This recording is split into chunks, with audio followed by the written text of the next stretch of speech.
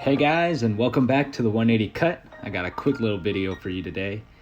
Giving my dad a mullet in 2020.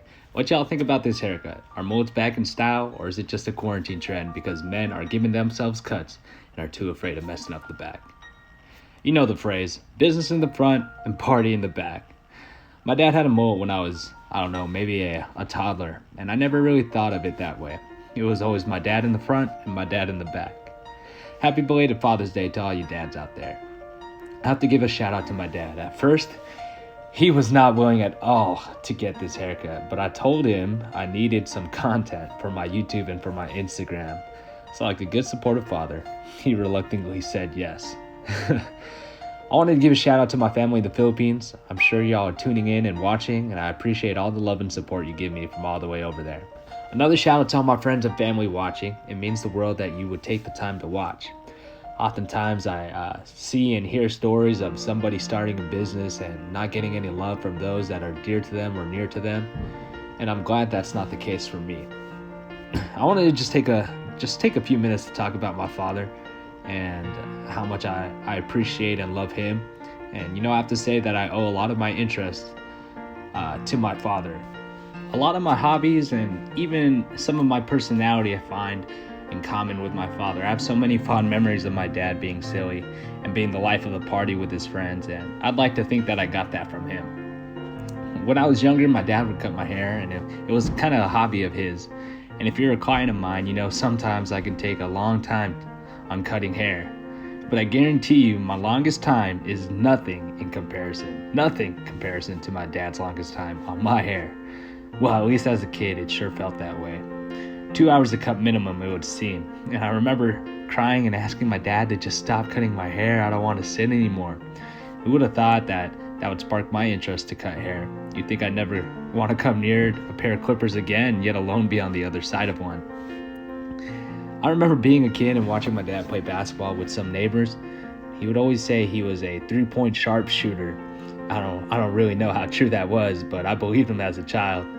I remember my dad had this amazing ability to grab the ball and spin it on his finger and throw it off the corner of the backboard and watch it spin. Amazing as a child. I wanted to be like my dad, forget being like Mike. I remember one time playing at school with my friends and my father was there, and I wanted to try so hard to impress him, but I was doing a terrible job, and I gave up and I cried and threw a fit and cried all the way to the car. And if you couldn't tell by now, I was a pretty big crybaby back then. My mom said that my relationship with basketball wasn't equal.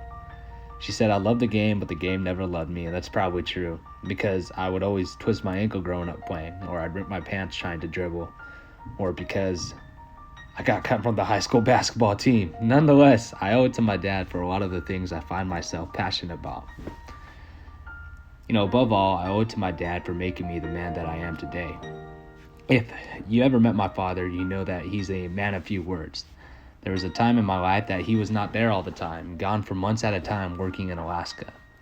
Those were some of the worst days of my life. I was bitter, I was rude, I was angry, I was rebellious. I remember vividly the moment when my dad decided that his family was the most important thing to him. He dropped much of his old lifestyle, his friends, his hobbies, his interests for the sake of my family. To me, it takes a real man to do that. And I owe it to my dad for showing me what his actions, and with his actions, what it means to be a man and how to be a family man. To this day, my father works 40 to 60 hours a week to provide for my family, him and my mom both. And I hope one day soon, I know one day soon, they won't have to do that. I want to change my family tree. I don't want them to work the rest of their lives away. I don't want to wait till I have a wife and kids to be a family man, because I have my family right now that I want to provide for, that I want to take care of. And that's what motivates me. That's what pushes me to success. Not just material gain for myself, but a cause that is bigger than myself.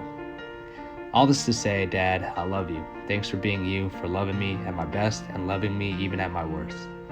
Thanks again for tuning in, and like and subscribe. Until next time, God bless.